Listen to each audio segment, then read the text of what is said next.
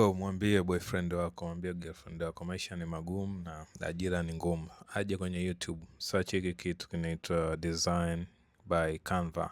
Sawa, akija hapo ataangalia hii nini, handle yake inaitwa Tim Rondi. Mimi nimejifunza sana kwenye hii hapa channel, jinsi ya kudesign, jinsi ya kufanya graphics rahisi tu, cause no one cares tool gani natumia.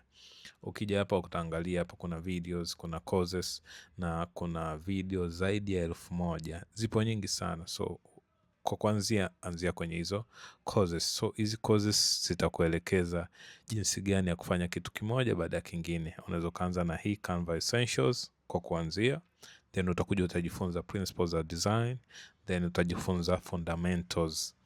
Umeona, ukifanya hizi courses 3 niko sure huwezi shindwa sehemu gani ya kuanza kupambana kwenye social media. Yani kila mtu anahitaji huduma ya graphics.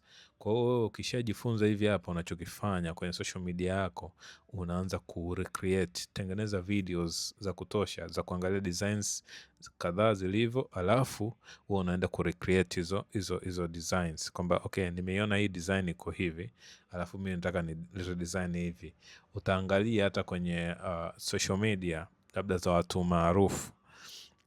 Angalia mfano hata kwenye YouTube, angalia these socials zote zinahitaji thumbnail. Unaona thumbnail kama hii ya MKBHD, kuna watu wanahitaji kufanyiwa kazi kama hizo hapo, unaenda unawatengenezea. Kuna watu wanataka kutengeneza Instagram reels, Instagram covers, unaenda unawatengenezea for free tu, wanakureta au wanakutag bas, alafu with time ndo utaanza kulipisha. Fanya hiyo for 6 months, lazima utatoboa. Nenda kwenye YouTube yako, mwambie boyfriend wako, girlfriend wako aende search hii kitu inaitwa Design by Canva. This is one of the channel, or the best channel unaweza kuanzia nayo. Umeona?